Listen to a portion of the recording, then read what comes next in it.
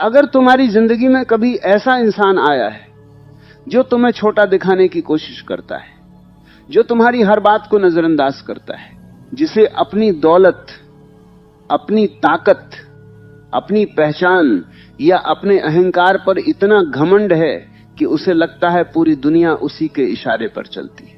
सबसे हैरानी की बात यह है कि घमंडी इंसान कभी भी अपनी हार से नहीं डरता, लेकिन एक चीज ऐसी है जिससे वह अंदर ही अंदर कांपता है।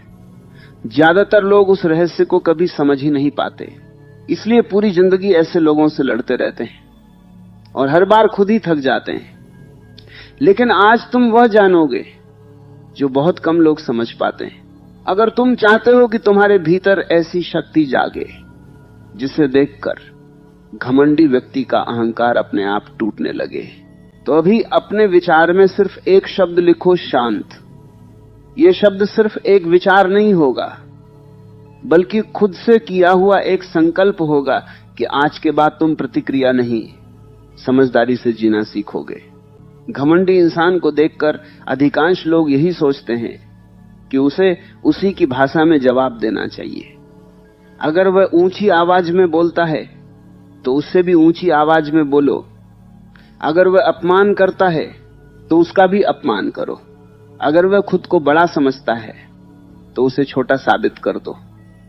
पहली नजर में यह तरीका सही लगता है, लेकिन यही सबसे बड़ी भूल होती है।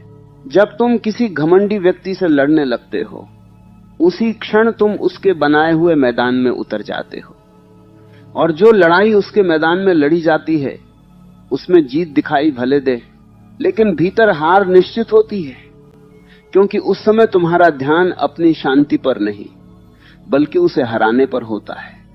और जो व्यक्ति तुम्हारा ध्यान अपने ऊपर ले आया, उसने आधी जीत उसी पल हासिल कर ली। जरा सोचो, अगर कोई तुम्हें गुस्सा दिला दे और तुम अपना संतुलन खो बैठो, तो वास्तव में किसकी हार हुई?